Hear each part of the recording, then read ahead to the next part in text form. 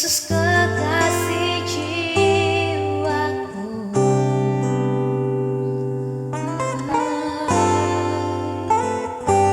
bawa daku erat dalam pelukanmu,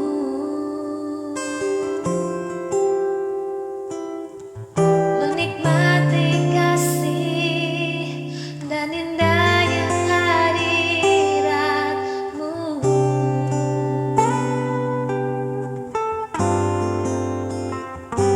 Sangat indah berhadapan denganmu,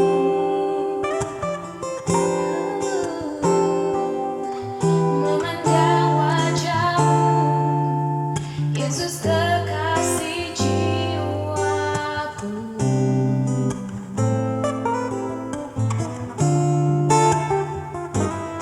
Bawa daku erat dalam pelukanmu,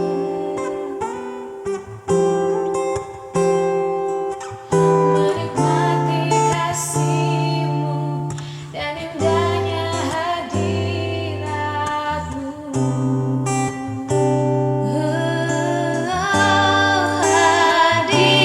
Hadirat-Mu Tuhan, ku rasakan kekudusan-Mu Bapa, penuhiku.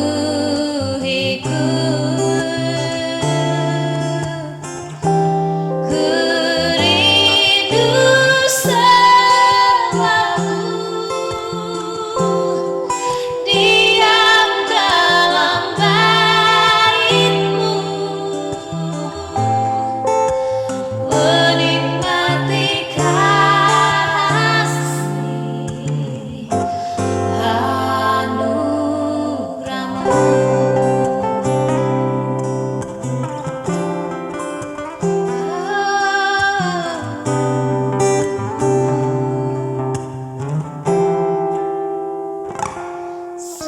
Sangat indah berhadapan denganmu,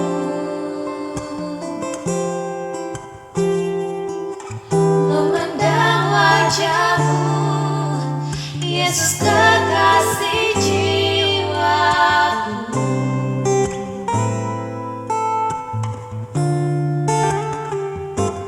Bawa daku erat dalam pelukanmu, menikmati kasih dan indahnya hadirat-Mu.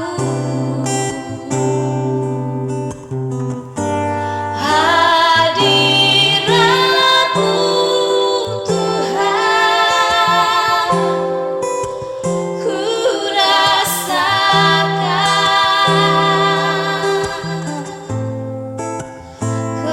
kekudusan-Mu Bapa, penuhiku.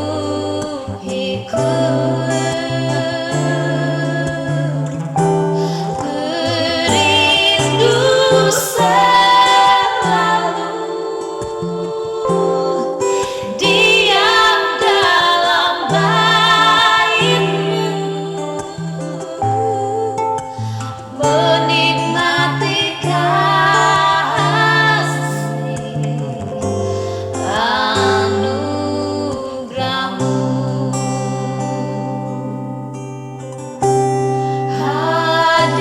Hadirat-Mu Tuhan, ku rasakan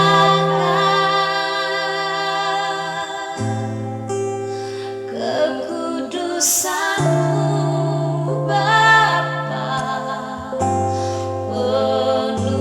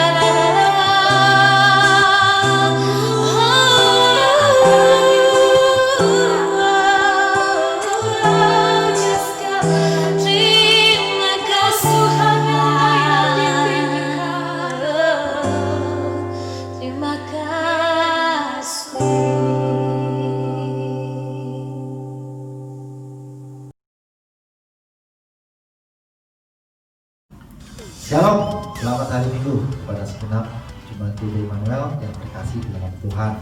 Senang sekali bisa menyapa teman-teman, saudara-saudara semua di hari Minggu yang berbahagia ini. Berikut saya akan sampaikan warta gereja minggu ini. Warta pertama, bahwa ibadah kita pada hari ini masih dilakukan secara online.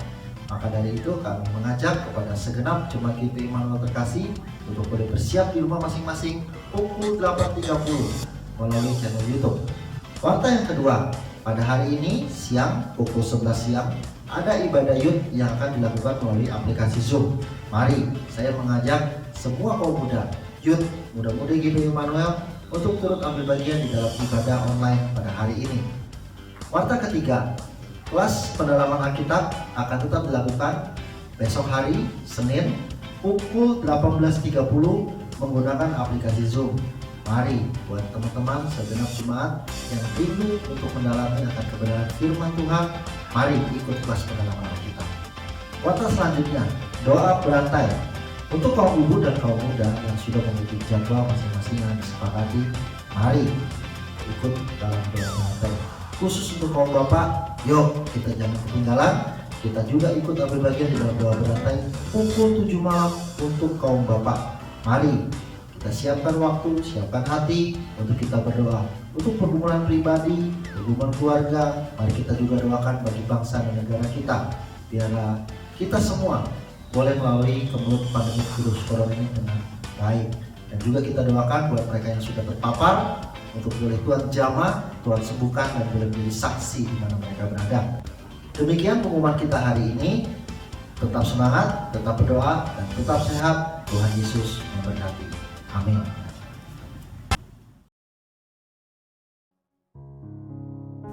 Shalom, selamat pagi saudara-saudara terkasih dalam nama Tuhan Yesus Kristus. Senang sekali kita bisa bertemu lagi dalam ibadah online yang bisa disaksikan melalui channel YouTube GBI Immanuel. Apa kabar saudara-saudara? Saya yakin bahwa kita semua berada dalam kondisi yang baik jasmani maupun spiritual. Kita juga mau terus berdoa ya, agar pandemi virus corona ini cepat berlalu dari negara kita, sehingga kita bisa bertemu kembali di ruangan ini, kita bisa berkumpul, beribadah bersama-sama lagi ya. Satu sukacita kalau kita bisa bertatap muka kembali tanpa ada ketakutan, ada virus-virus yang mungkin bisa menempa kepada kita ya. Tapi saya yakin dan percaya bahwa melalui segala peristiwa yang ada dalam negara kita ini, Tuhan mengajarkan kita sesuatu. Baik, sebelum kita lanjut mendengarkan firman Tuhan, saya rindu kita semua tundukkan kepala, kita mau bersatu hati, kita mau berdoa kepada Tuhan Yesus. Kita berdoa agar Roh Kudus memberi kita hikmat, marifat, supaya kita bisa mengerti kebenaran dari firman Tuhan.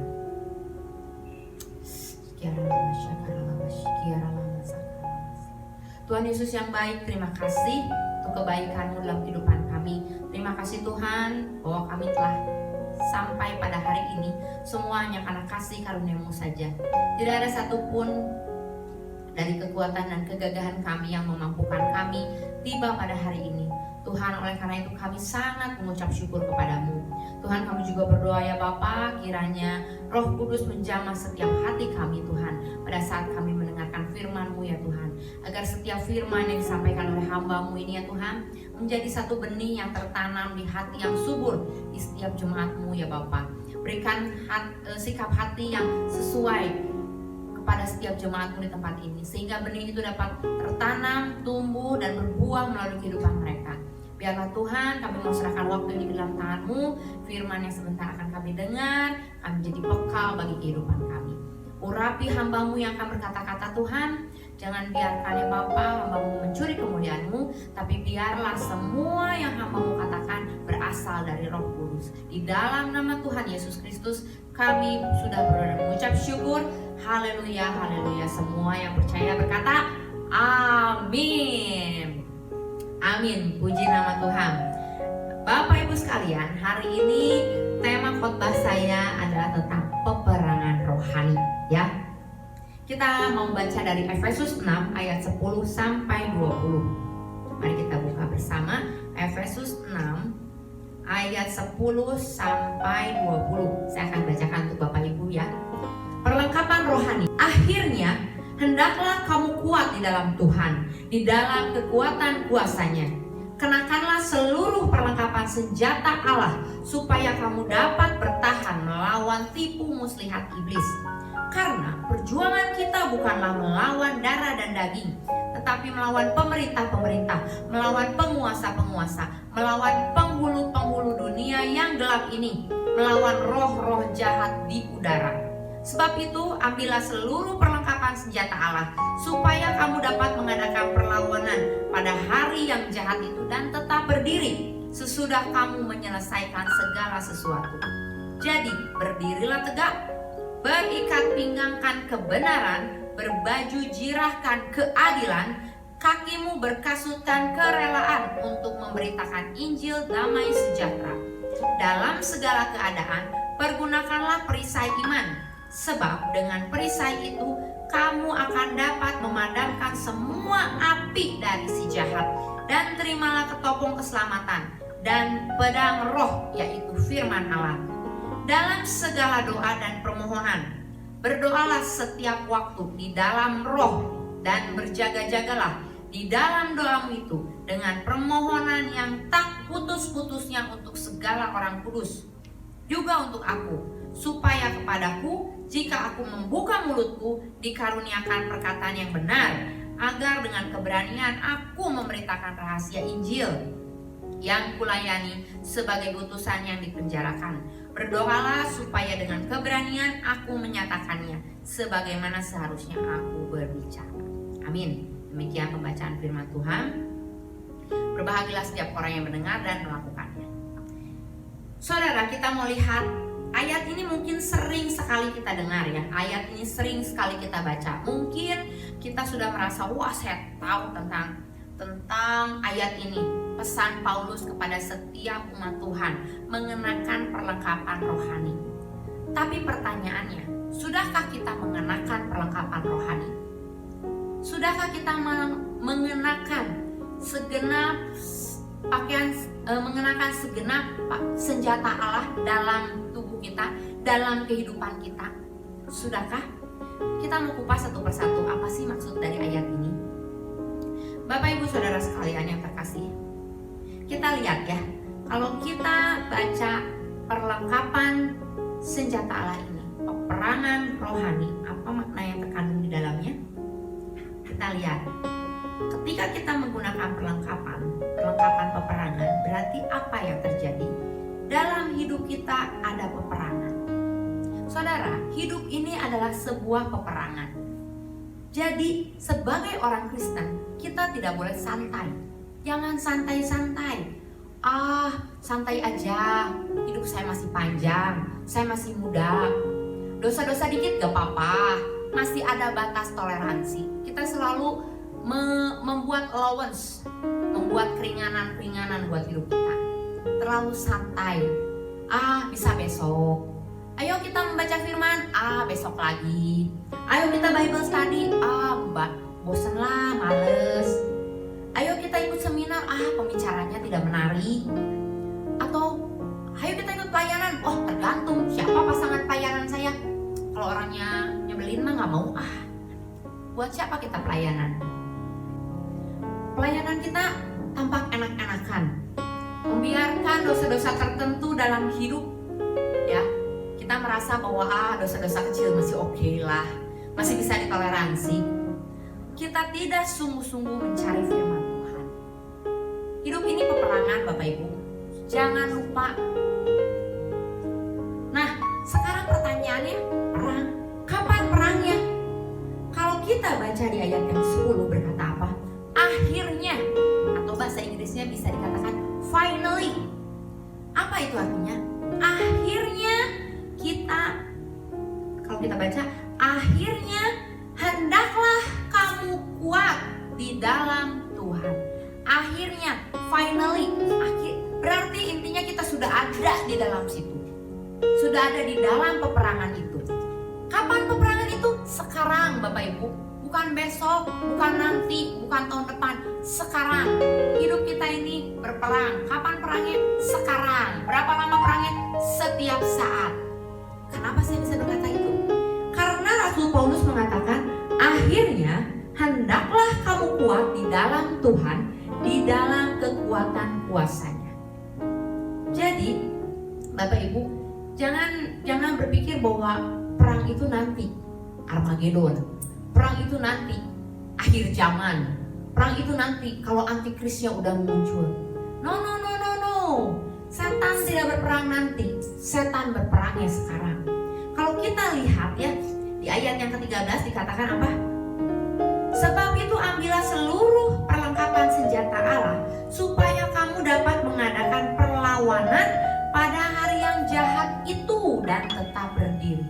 Kapan hari yang jahat itu? Hari ini. Kapan hari yang jahat itu? Saat ini.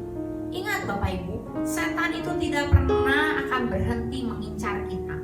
Ya, setan itu tidak pernah berhenti tidak mengawasi kita. Ya, karena itu jangan jadi Kristen yang santai. Karena itu jangan jadi Kristen yang leha-leha.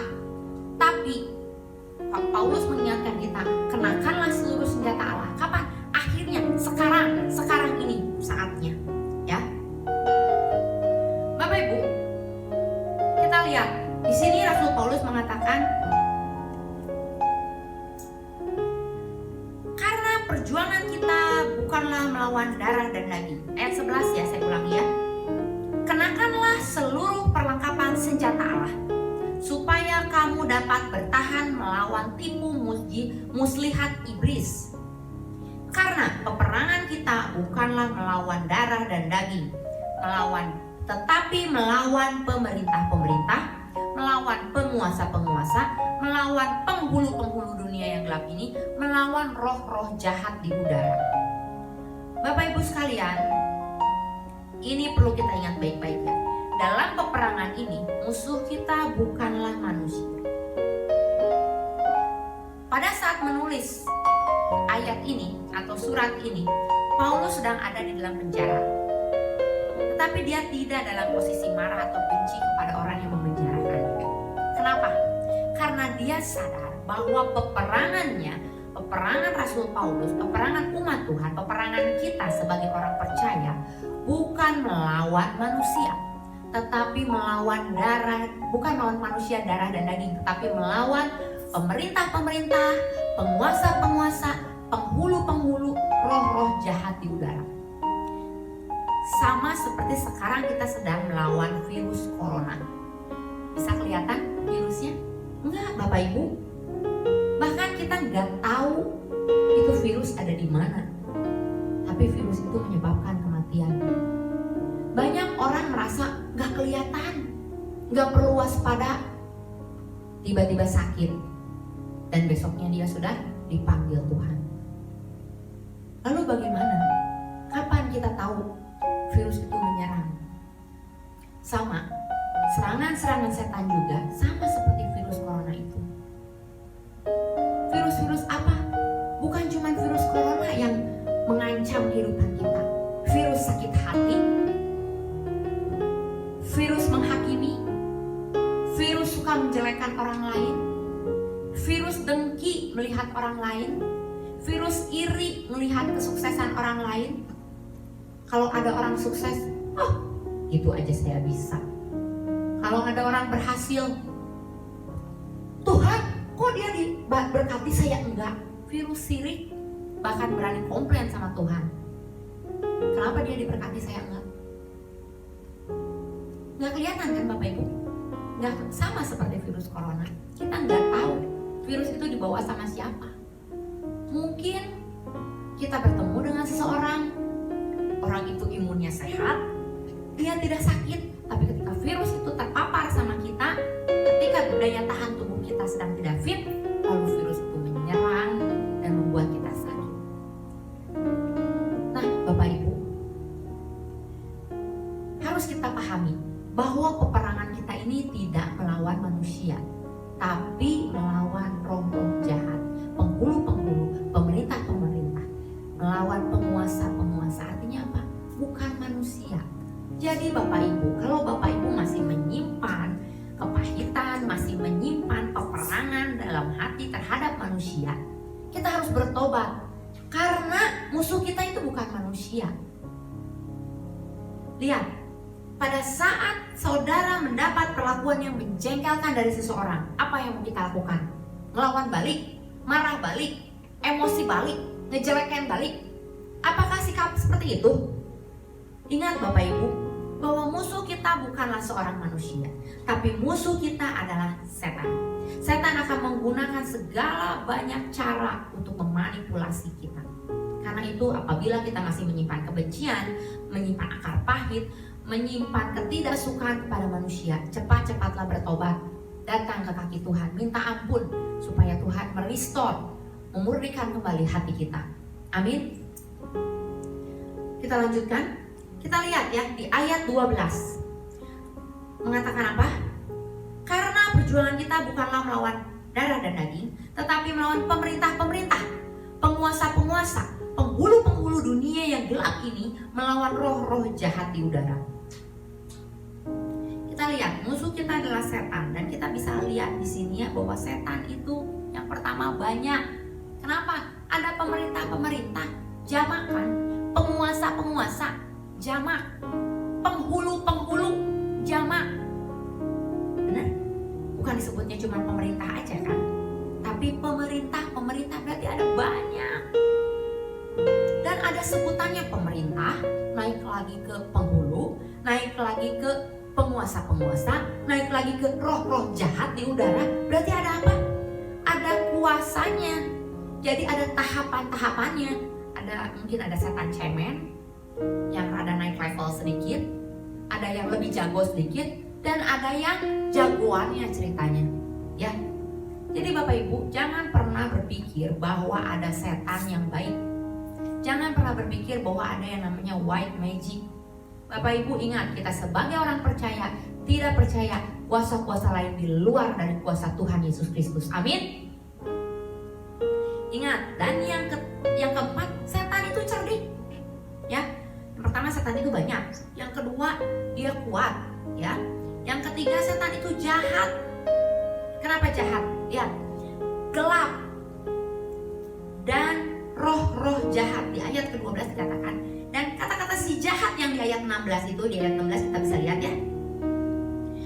Dalam segala keadaan pergunakanlah perisai iman, sebab dengan perisai itu kamu akan dapat memadamkan segala panah api dari si jahat. Ya, jahat, setan itu jahat, nggak ada setan yang baik.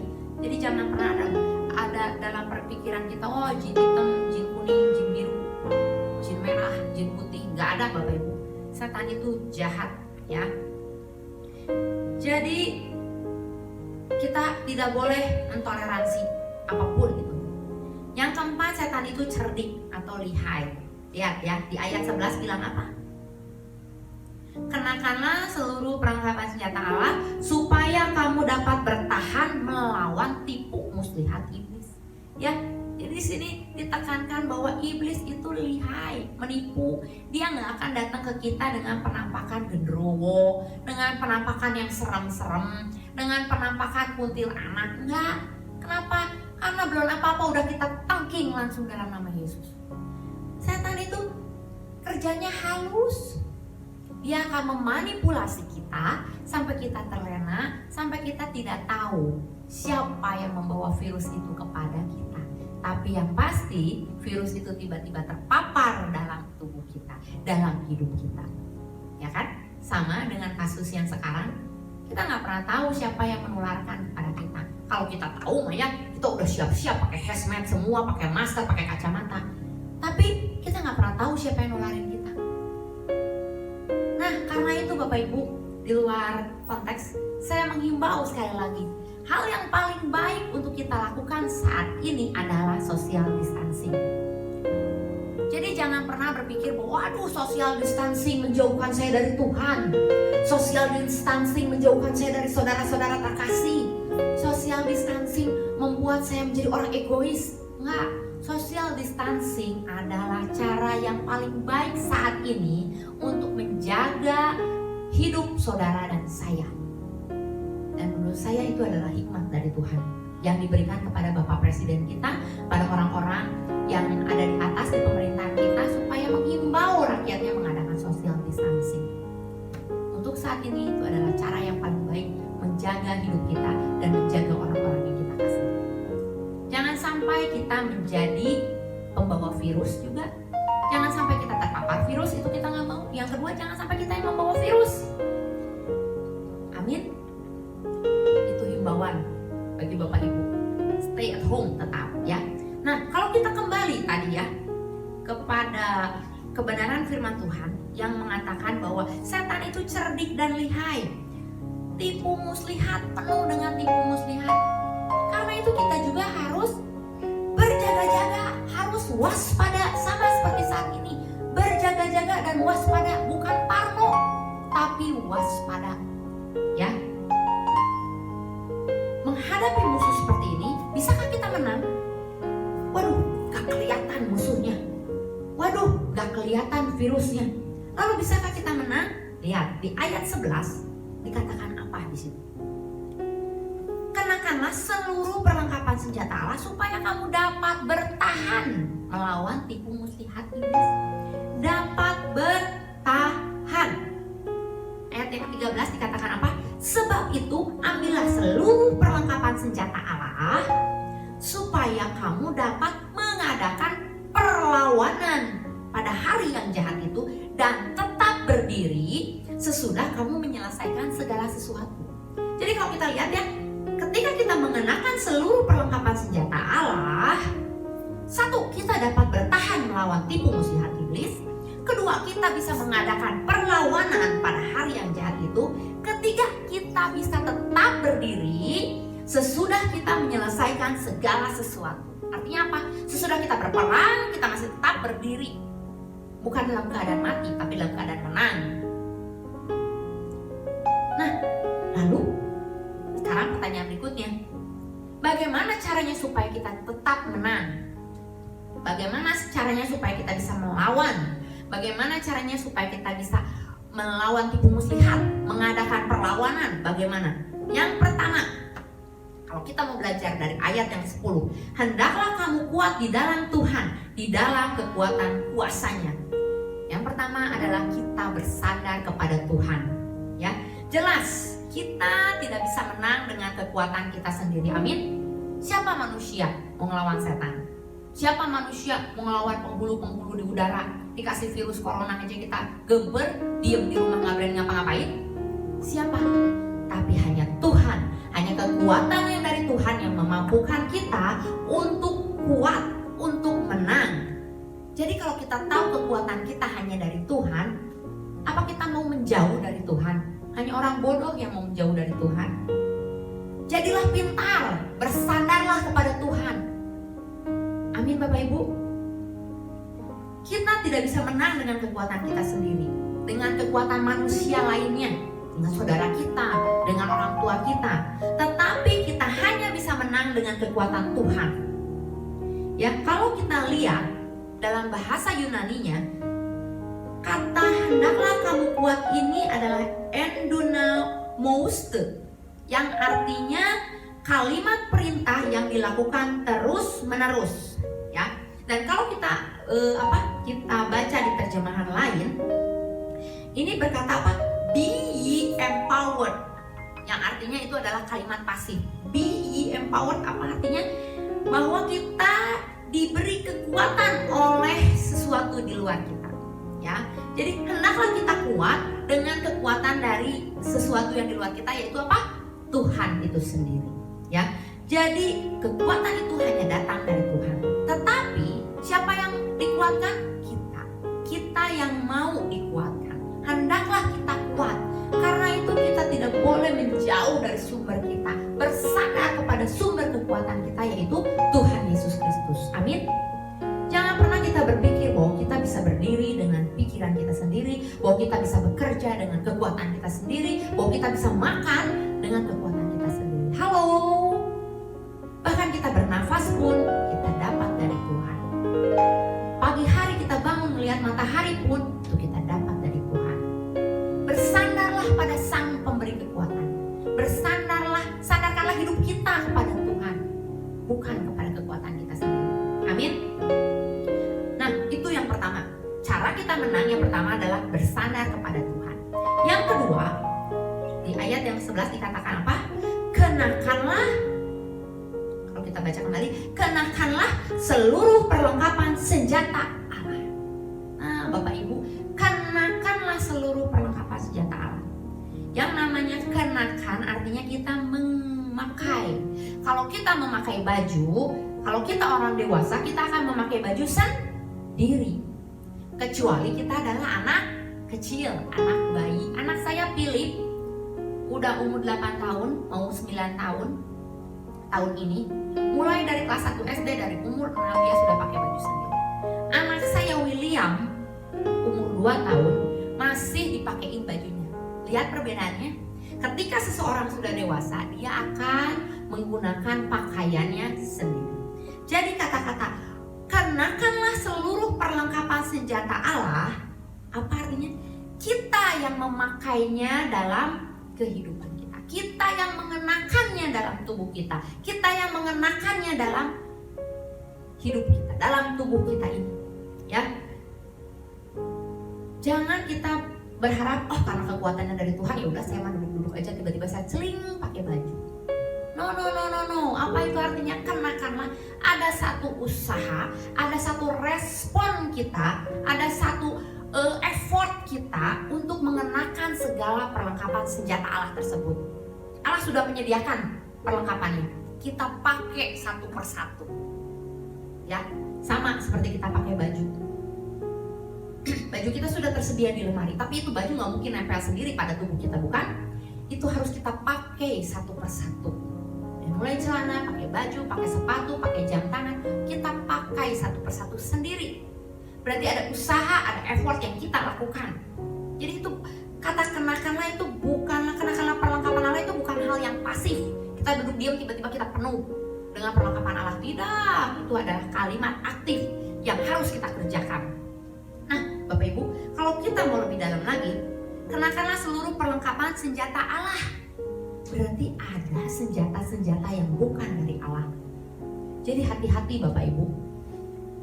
Karena itu pentingnya kita meminta hikmat yang dari Tuhan, supaya kita mengetahui apa yang menjadi kehendak Tuhan, apa yang menjadi maksud Tuhan, apa yang dimaksud oleh Tuhan senjatanya, apa yang dimaksud oleh Tuhan perlengkapannya, supaya kita bisa membedakan.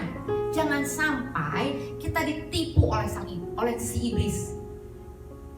Iblis itu bisa menipu dengan segala macam cara. Iblis itu lihai. Jangan kita pikir, wah saya S2, saya lebih lihai dari iblis. Hello, tidak seperti itu. Iblis hidup ribuan tahun dari kita. Dia punya pengalaman banyak. Karena itu, satu, kita harus bersandar pada Tuhan. Kedua, kita menggunakan seluruh perlengkapan senjata. Artinya ada hal aktif yang perlu kita kerjakan. Ya. Dan lihat, seluruh perlengkapan senjata Allah berarti ada perlengkapan yang bukan dari Allah. Karena itu berhati-hatilah. Berhati-hatilah saudara-saudara. Ya, jadi jangan pernah kita melawan kuasa setan terus dengan wah si itu orang pintar, kita lawan lagi pakai orang pintar. Gak ada Bapak Ibu. Jangan jangan kita ya menyelamatkan hidup kita di dunia ini, kita mengorbankan hidup kita di surga. Jangan kita mengorbankan harta kita di surga hanya demi mendapat harta di bumi ini yang sifatnya hanya sementara. Selanjutnya, ketika kita memberitakan Injil dengan kekuatan manusia, kenapa banyak pemberita-pemberita Injil kecewa? Tuhan, sepertinya saya melakukan pekerjaan Tuhan, tapi kenapa ya kok nggak diberkati?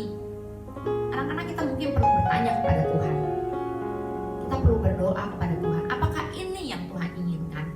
Kadang-kadang kita mengerjakan agendanya kita sendiri. Supaya apa? Supaya tenar, supaya dikenal orang, yang mendapatkan uang. Kita nggak pernah tahu apa sih motivasi kita. Mungkin awal-awalnya kita murni, tapi lama-kelamaan motivasi kita berubah.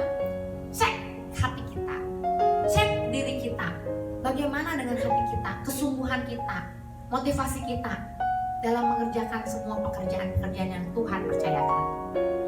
Apakah fokus kita masih memuliakan Tuhan? Apakah kita memberitakan Injil dengan kekuatan Roh Kudus? Atau kita memberitakan Injil dengan kekuatan manusia? Contohnya seperti ini, memberitakan Injil dengan kekuatan manusia, kita akan kecewa karena bagaimana? Saya pernah mendengar satu kesaksian. Dia berasal dari keluarga Konghucu, dan dia sangat ingin saudaranya ini ikut menjadi Kristen karena dia percaya jalan kebenaran. Lalu ketika mamanya sakit, dia doain. Nah, ketika didoakan, mamanya sembuh. Semua keluarganya berkumpul dan melihat, wow, keren, Tuhan Yesus dahsyat, sembuh. Dan mulai keluarga saudara-saudaranya ini ikut ke gereja. Dia udah mulai senang, wah saudara saya bertobat nih, wah ini karena saya doakan nih, mama saya sembuh nih, wah ini luar biasa. Tapi ternyata tidak lama kemudian sang ibu pun meninggal. Selang sebulan atau 2 bulan saya lupa, tapi sang ibunya meninggal. Dan ketika ibunya meninggal, saudara-saudaranya mulai menuduh dia, mulai mengatakan, apa? Tuh buktinya mama tetap mati. Katanya kalau ikut Tuhan senang, katanya kalau ikut Tuhan kita sehat, katanya kalau ikut Tuhan kita bahagia. Kenapa mama bisa mati? Akhirnya keluarganya pun undur kembali. Dan dia pun kecewa. Dia merasa kecewa, dia merasa, Tuhan kenapa ya? Kok Tuhan gitu sih? Padahal keluarga saya udah baik, udah bagus-bagus ikut Tuhan. Tapi kenapa Tuhan mengizinkan ini terjadi? Akhirnya dia kecewa. Saat itu ketika memberikan saksian itu kepada saya bilang, terus Bapak gimana? Ya waktu itu sih saya kecewa. Waktu itu kita sedang bicara tentang Allah itu. Nah, akhirnya saya cuma berkata gini, Pak, sebenarnya waktu Bapak ingin keluarga Bapak masuk ke dalam ikut Kristen itu, menjadi Kristen itu, ikut Tuhan itu untuk siapa? Untuk kemuliaan Tuhan kah? Atau untuk Bapak, untuk ego Bapak, untuk membuktikan bahwa apa yang Bapak kerjakan benar hanya untuk ego sendiri? Atau bagaimana? Atau memang untuk Tuhan? Akhirnya dia terdiam. Yaitu lama-kelamaan ketika saya kecewa, saya tersadar apa maksud Tuhan. Saya bilang, saya harap Bapak gak kecewa lagi, karena Tuhan itu baik. Bukan karena situasi yang terjadi dalam kehidupan kita, tapi Tuhan itu baik karena Dia memang baik. Karena pada dasarnya hakikatnya Allah itu baik. Apapun yang terjadi dalam kehidupan kita, Allah itu baik. Amin. Nah, itu Bapak Ibu. Jadi ketika kita memberitakan Injil dengan kekuatan manusia, kita kecewa. Tuhan, saya sudah melakukan ini, melakukan itu, padahal benarkah itu yang Tuhan suruh? Makanya ketika kita melakukan pekerjaan Tuhan juga, cek hati kita, cek motivasi kita, cek semua yang ada dalam diri kita, dan kita dengar-dengaran peka akan suara Tuhan. Benarkah itu yang Tuhan mau? Kerjakan apa yang Tuhan mau, bukan kerjakan apa yang kita mau. Itu. Dan ketika kita mengerjakan apa yang Tuhan mau, apapun hasilnya, itu semua ada di tangan Tuhan. Amin. Ya, jadi Bapak Ibu kembali ingat bahwa ketika kita mengenakan seluruh perlengkapan senjata Allah, itu adalah kata aktif yang harus kita kerjakan. Nah, apa saja sih senjata Allah yang harus kita kenakan? Yang pertama, ikat pinggang kebenaran. Ya, kebenaran di sini kita boleh baca di Mazmur 51 ayat 8. Kalau kita bisa buka Mazmur 51 ayat 8. Mengatakan apa? Sesungguhnya engkau berkenan akan kebenaran dalam batin, dan dengan diam-diam engkau memberitahukan hikmat kepadaku. Ya, dikatakan di sini, sesungguhnya engkau berkenan akan kebenaran di dalam batin. Kalau kita kembali, kebenaran, berikat pinggangkan kebenaran, di sini adalah kebenaran yang ada di dalam batin, kebenaran yang ada dalam pikiran kita, kebenaran yang ada di dalam hati kita. Kebenaran itu berasal dari mana? Berasal dari firman Allah. Bapak Ibu, itu kita kembali lagi kepada hal yang paling basic, yaitu firman Allah. Kebenaran itu adalah firman Allah. Itulah yang merubah pikiran kita, merubah hati kita. Kita mempunyai pikiran yang benar, pikiran yang jujur, pikiran yang tulus, pikiran yang tidak munafik. Ada di mana? Di kebenaran batin, kebenaran pikiran. Yang kedua, baju jirah keadilan. Dalam bahasa Inggrisnya, keadilan itu adalah righteousness, yang sama artinya dengan kebenaran, ya. Kebenaran di sini adalah kehidupan yang benar. Kalau tadi ikat pinggang kebenaran, kebenaran yang pertama adalah kebenaran pikiran. Kebenaran yang kedua di sini baju jirah adalah kebenaran perbuatan. Jadi bila kita memiliki pikiran yang benar, maka kita pun akan memiliki perbuatan yang benar. Mungkin orang bisa memanipulasi dengan perbuatan yang baik, belum tentu pikirannya benar. Mengerti? Tetapi ketika kita memiliki pikiran yang benar, pasti perbuatan kita juga benar. Ya, kita bisa lihat. Mungkin orang bisa memanipulasi dengan kebaikannya, dengan apapun yang dia perbuat. Orang tidak tahu apa yang ada dalam hatinya. Orang tidak tahu apa yang ada dalam pikirannya. Tetapi kita lihat, kita balik. Kalau yang ada di sini dan yang di sini baik, otomatis perbuatan kita pasti baik. Ya. Nah, Bapak Ibu, jadi perbuatan baik belum tentu memiliki hati dan pikiran yang baik. Tetapi orang yang memiliki hati dan pikiran yang baik pasti memiliki perbuatan yang baik. Karena itu Bapak Ibu, kita harus memiliki dua hal ini yang paling pentingnya. Pertama, ikat pinggang kebenaran, yaitu kebenaran pikiran dan kebenaran hati. Dan yang kedua, baju jirah keadilan, yaitu kebenaran juga kebenaran dalam perbuatan kita. Dan yang ketiga, kasut kerelaan memberitakan Injil damai sejahtera. Kalau kita lihat dalam terjemahan lain, dikatakan apa? With readiness of the gospel of peace. With readiness. Apa artinya? Siap sedia memberitakan Injil, Bapak Ibu. Ya, untuk selalu siap sedia, kita harus punya hubungan yang baik dengan Tuhan. Kita harus punya pengetahuan yang baik dengan Tuhan. Pengetahuan yang benar tentang Yang Maha Suci. Pengetahuan yang benar tentang firman Tuhan. Hidup kita tidak bercacat dan tidak bercela. Bukan berarti kita tidak boleh punya salah. Kalau kita punya salah, kita tahu bahwa kita siap untuk minta maaf. Kita siap untuk minta ampun kepada Tuhan. Hidup tidak bercacat ini hidup berusaha. Dengan kekuatan yang Tuhan berikan, hidup benar di hadapan Tuhan. Kita juga punya hubungan yang baik dengan sesama. Bagaimana kita bisa memberitakan Injil kalau kita tidak punya hubungan yang baik dengan sesama? Kalau kita selalu marah-marah dengan tetangga kita, bagaimana kita bisa memberitakan Injil kepada saudara-saudara kita kalau perangai kita di tengah-tengah keluarga kita tidak baik? Bagaimana kita bisa memberitakan Injil kepada tetangga kita kalau sikap kita tidak ramah dengan tetangga kita? Mana mau tetangga kita ngedengerin kita? Amin. Karena itu perlunya hubungan yang baik dengan sesama. Supaya apa? Supaya kita siap, ready setiap saat memberitakan Injil. Dan yang keempat, perisai iman. Iman di sini dimaksudkan adalah kepercayaan terhadap janji-janji Tuhan, yaitu terhadap firman Tuhan. Setan sering memberikan tuduhan-tuduhan palsu dan rasa bersalah yang palsu kepada kita. Setan bisa memutarbalikkan firman untuk menjebak kita. Hati-hati, Tuhan Yesus aja dijebak pakai firman.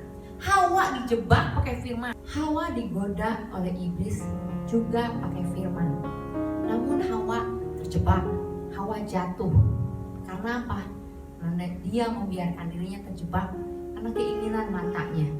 Ya, jadi di sini dikatakan iman. Iman di sini adalah kepercayaan terhadap janji-janji Tuhan, yaitu firman Tuhan. Nah, kita lihat apa sih kegunaannya dari si perisai iman ini? Lihat ya.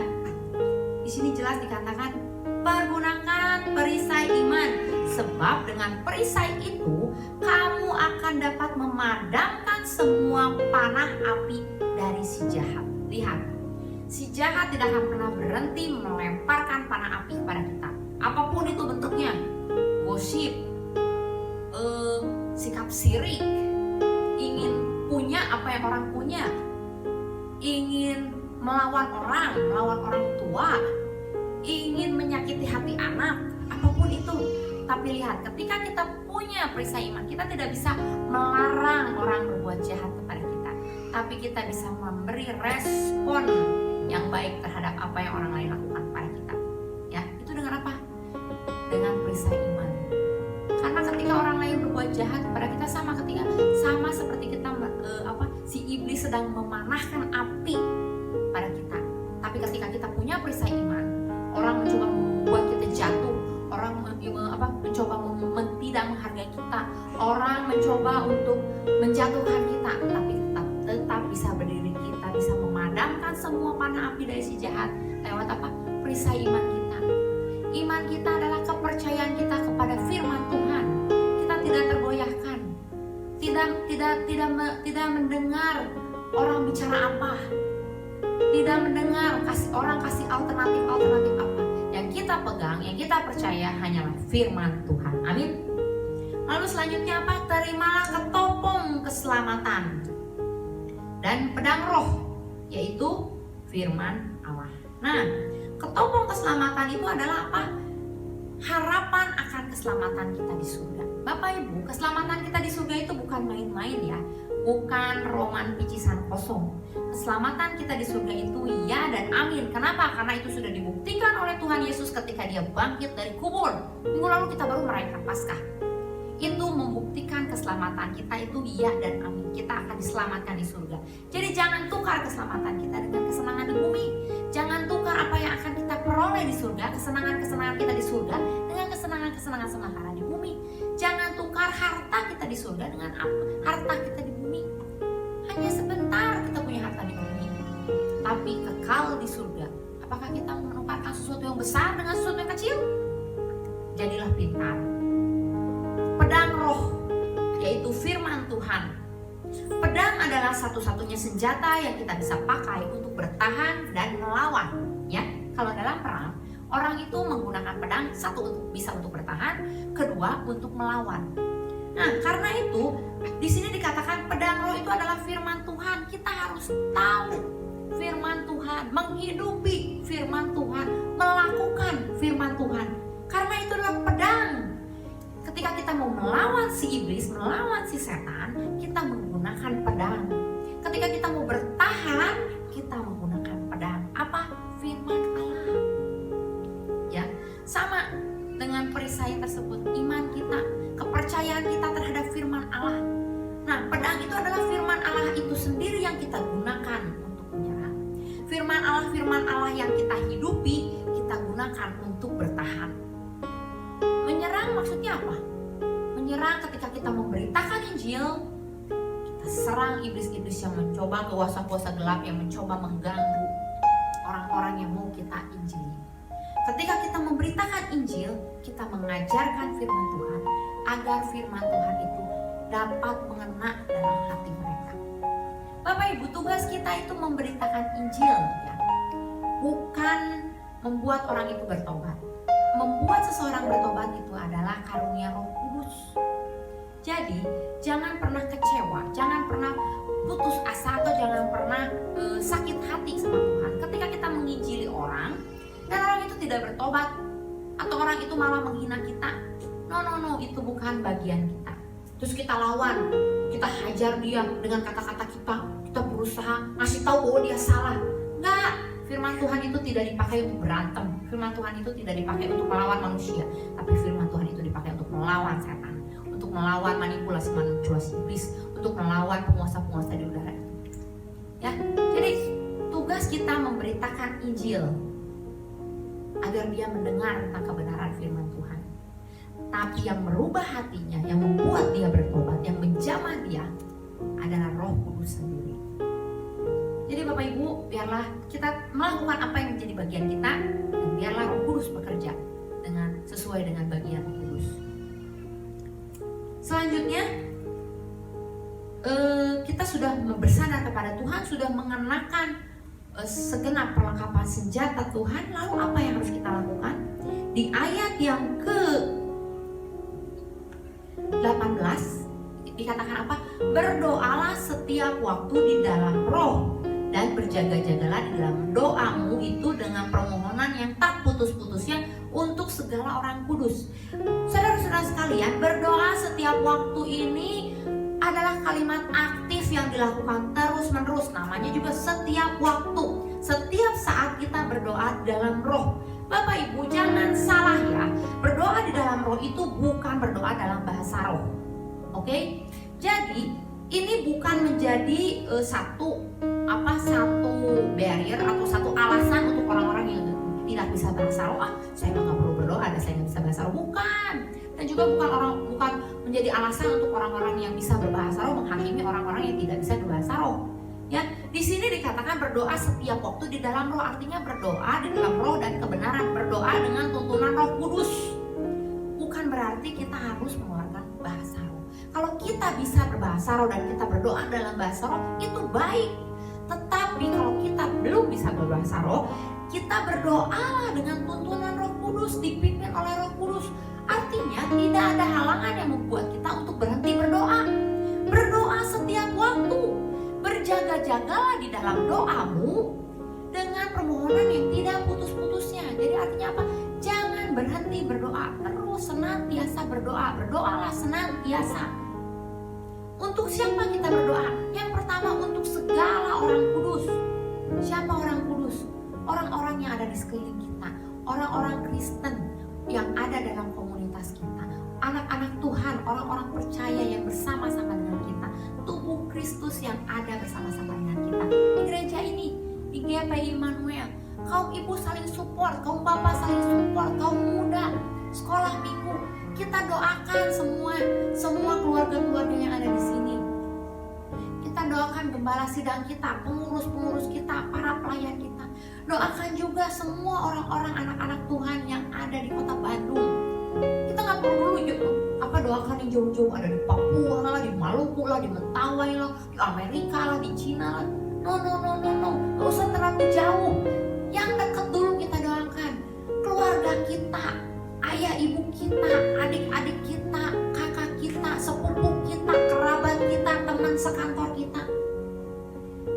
Apakah ini berarti kita juga harus mendoakan orang-orang yang hanya mendoakan orang-orang Kristen saja? Tidak.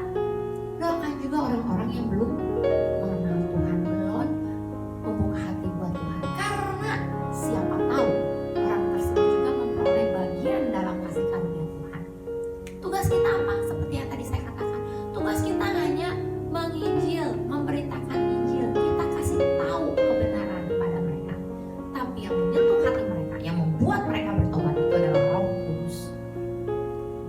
Tapi bagaimana Roh Kudus bisa menyentuh mereka kalau kita tidak mau menjadi penyalur berita Injil? Tugas kita, beritakanlah Injil. Lakukanlah tugas kita. Beritahukanlah firman. Ketika kita sedang bersama dengan teman kita, ketika kita sedang ngobrol di WA atau di Zoom, jangan kita ngegosipin drama Korea. Wah, udah nonton edisi ini, udah nonton episode itu, episodenya berapa? Oh, sampai mana? Oh, sampai sekarang bisa lihat ya, ada banyak gambar-gambar tentang drama-drama Korea yang dijadiin lucu-lucuan. Ya itu oke lah, fun lah. Tapi jangan terbalik, kita ngomongin drama Korea setengah jam, firman Tuhannya 5 menit. No, ya kita balik. Firman Tuhan yang 30 menit, boleh lah ngobrolin sedikit drama Korea buat pembukaan 5 menit. Ya. Jadi Bapak Ibu, saudara-saudara sekalian, lakukan apa yang kita bisa lakukan. Beritakanlah Injil. Ya. Untuk segala orang-orang kudus, berarti orang-orang Kristen yang ada di sekeliling kita doakan juga orang-orang yang bukan Kristen yang ada di sekeliling kita, supaya mereka juga bisa mengecap kasih karunia, memperoleh kesempatan untuk menikmati kasih karunia. Dan juga di sini Paulus mengatakan untuk aku, supaya kepadaku jika aku membuka mulutku dikaruniakan perkataan yang benar, agar dengan keberanian aku memberitakan rahasia Injil yang kulayani sebagai utusan yang dipenjarakan. Berdoalah supaya dengan keberanian aku menyatakannya sebagaimana seharusnya aku berbicara. Kita juga berdoa untuk siapa? Untuk mulut kita, ya, supaya kita bisa berani memberitakan Injil plus berani menyatakan sebagaimana seharusnya kita berbicara. Ya, jadi kita berani memberitakan Injil, berani menyampaikan apa yang seharusnya kita sampaikan. Ya, Bapak Ibu. Jadi firman Tuhan pada hari ini kita mau renungkan, ya, bahwa Tuhan sudah berpesan kepada kita untuk mengenakan perlengkapan seluruh senjata Allah. Kenapa? Karena hidup kita ini adalah peperangan. Kapan perangnya? Perangnya sekarang. Sampai kapan perangnya? Sampai nggak tahu, sampai akhir hidup kita berperang. Kita berperang melawan siapa? Melawan segala setan, roh jahat, penguasa-penguasa, pemerintah-pemerintah, roh jahat yang ada di udara. Musuh kita adalah roh jahat, bukan manusia. Bagaimana supaya kita menang, Bapak Ibu? Yang pertama, bersandarlah kepada kekuatan yang daripada Allah. Ya, mendekatlah kepada kekuatan yang daripada Allah. Hendaklah kuat di dalam Tuhan. Yang kedua apa? seluruh perlengkapan senjata Allah. Kenakan, ada satu usaha, ada satu effort dari kita untuk mengenakan seluruh perlengkapan senjata Allah. Apa saja perlengkapan senjata Allah? Perlengkapan senjata Allah adalah ikat pinggang kebenaran, itu kebenarannya ada dalam pikiran, ada dalam hati kita, kebenaran yang ada di pikiran kita. Itu berasal dari mana? Tentu saja berasal dari firman Tuhan. Lalu apa lagi? Berbaju jirakan keadilan. Keadilan di sini juga sama dengan kebenaran atau righteousness. Keadilan yang mana? Keadilan, kebenaran dalam perbuatan kita, dalam perkataan kita. Lalu kakimu berkasutkan kerelaan untuk memberitakan Injil, atau dalam bahasa lain ada readiness to spread the gospel. Artinya apa? Readiness, selalu siap sedia dalam memberitakan Injil. Siap sedia kapanpun waktunya, kapanpun saatnya. Karena itu siap sedia sama dengan 5 gadis bodoh dan 5 gadis pintar. Selalu siap sedia, selalu waspada. Kapanpun Tuhan suruh, kita beritakan Injil. Ya. Lalu dalam segala keadaan pergunakanlah perisai iman. Ingat, dalam segala keadaan pergunakanlah perisai iman, karena itu dapat memadamkan seluruh panah api si jahat. Perisai iman kita yang adalah kepercayaan kita kepada firman Tuhan jangan tergoyahkan. Jangan percaya dengan hal-hal lain di luar firman. Jangan percaya dengan kata-kata lain selain firman Tuhan yang ya dan amin. Firman Tuhan yang berasal dari Alkitab yang kita punya, dari Roh Kudus. Roh Kudus akan memberikan pewahyuan yang baru melalui firman yang kita baca setiap hari. Karena itu Bapak Ibu, jangan kita malas membaca firman. Jangan kita merasa santai-santai, leha-leha baca firman, karena kepercayaan kita kepada firman itulah kekuatan kita. Jangan lupa bahwa firman Tuhan itu juga adalah pedang roh, ya. Nah, selanjutnya kan ada ketopong keselamatan, pengharapan kita akan keselamatan kita. Dan pedang roh yang adalah firman Allah sendiri, itu harus kita manfaatkan, harus kita pergunakan. Dengan kita membaca firman, kita bisa melawan si iblis. Ketika kita melakukan firman Tuhan, menjadi pelaku firman, kita sedang melawan si iblis. Ketika kita percaya kepada janji-janji Allah, kepada firman Allah, kita sedang memadamkan segala panah apinya si iblis. Dan yang ketiga, tadi setelah mengenakan senjata Allah, dan yang ketiga kita melakukan apa? Berdoa setiap waktu, berjaga-jaga dalam doa dengan permohonan yang tidak putus-putusnya. Kita terus berdoa untuk setiap orang-orang kudus yang ada di sekeliling kita, maupun untuk setiap orang-orang yang ada yang ada di sekitar kita juga, ya. Kita harus berdoa supaya orang-orang kudus itu semakin kuat, kita semakin support, kita juga support mereka, ya. Dan juga kita berdoa untuk orang-orang yang bukan Kristen di sekeliling kita, agar apa? Agar mereka juga punya kesempatan untuk mengecap kasih karunia, agar Roh Kudus juga bisa menjamah mereka. Karena itu lakukan tugas kita untuk apa? Memberitakan Injil dengan berani, ya, mempergunakan setiap kata-kata kita, membicarakan hal-hal yang seharusnya kita bicarakan. Amin Bapak Ibu.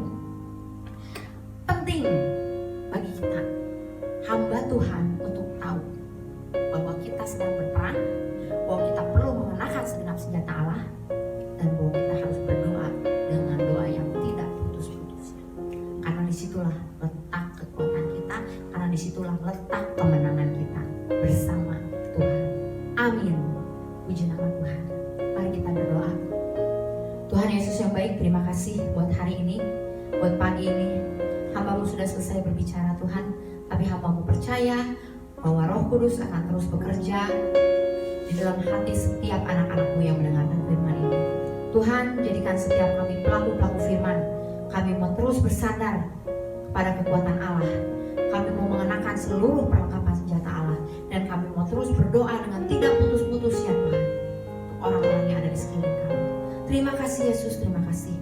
Terima kasih Kau telah mati bagi kami, namun Kau juga bangkit bagi kami, sehingga kami memiliki hidup yang berkemenangan, hidup yang berkelimpahan, hidup yang penuh harapan. Kami punya harapan untuk hari esok karena Kau hidup Tuhan. Terima kasih Yesus, terima kasih. Tuhan, kami juga berdoa ya Bapa, untuk setiap pemerintahan negara kami. Biarlah Engkau yang tutup bungkus pemerintahan kami ya Bapak. Dari mulai Bapak Presiden kami, menteri-menterinya, juga jajaran di bawahnya. gubernur, wali kota, bupati, semua orang-orang yang ada dalam pemerintahan, juga RT RW kami ya Tuhan. Biarlah setiap kebijakan yang mereka bikin, mereka buat semua untuk kesejahteraan rakyat saja Bapak. Dan kami percaya Tuhan, kami bersatu hati Tuhan, biarlah negara kami ini bisa melewati masa-masa sulit di dalam virus corona ini, masa-masa sulit dalam menghadapi wabah pandemi ini ya Tuhan. Kami percaya Tuhan bahwa Engkau akan menyertai setiap kami. Kau memberikan kami kekuatan, memberikan kami damai sejahtera, supaya kami tetap bisa kuat di dalam Engkau ya Tuhan, dalam masa-masa sulit ini. Terima kasih Yesus, terima kasih. Engkau yang berkuasa dalam kehidupan kami, Engkau yang bertahta dalam kehidupan kami ya Tuhan. Tutup bungkus seluruh keluarga kami, tutup bungkus seluruh saudara-saudara kami ya Tuhan, tutup bungkus seluruh jemaat-Mu yang ada di GPI Immanuel Tuhan. Kami mau berdoa ya Bapak untuk tim medis ya Tuhan, untuk para dokter, untuk siapapun ya Bapak yang menghadapi virus ini ya Tuhan. Kau berikan mereka kekuatan yang daripada-Mu. Juga untuk orang-orang yang terpapar ya Bapak, Kau berikan pemulihan kesehatan yang daripada-Mu Tuhan. Tuhan, Kau juga ya Bapak yang akan menyembuhkan mereka Tuhan. Kami yakin dan kami percaya. Dan kami mohon ya Bapak, kalau boleh ya Tuhan, Kau izinkan jangan ada satu pun dari jemaat kami di GPI Immanuel yang terpapar dari virus itu. Tolong Kau tutup bungkus dan Kau jaga ya Bapak. Kami mau tetap support, kami mau tetap berdoa untuk setiap jemaat-jemaat-Mu ya Bapak, orang-orang percaya dimanapun mereka berada ya Tuhan. Terima kasih Yesus, terima kasih. Kami mau serahkan ya Bapak kehidupan kami selanjutnya ke dalam tangan-Mu Tuhan. Kami mau percaya hanya kepada-Mu, kami mau percaya hanya kepada firman-Mu. Kami mau melakukan apa yang menjadi bagian kami untuk kami lakukan Bapak. Terima kasih Yesus, terima kasih. Terima kasih Bapak, biarlah Roh Kudus terus menyertai kami, terus membimbing kami supaya kami mengerti dan kami terus menjadi para pelaku firman. Terima kasih Bapak, terima kasih. Kami mengucap syukur untuk kasih karunia-Mu, untuk berkat-Mu yang berlimpah dalam kehidupan kami. Terima kasih ya Tuhan, hanya di dalam nama Tuhan Yesus Kristus kami percaya dan mengucap syukur. Haleluya. Amin. Amin. Tuhan Yesus memberkati. Tetap semangat, tetap jaga kesehatan, dan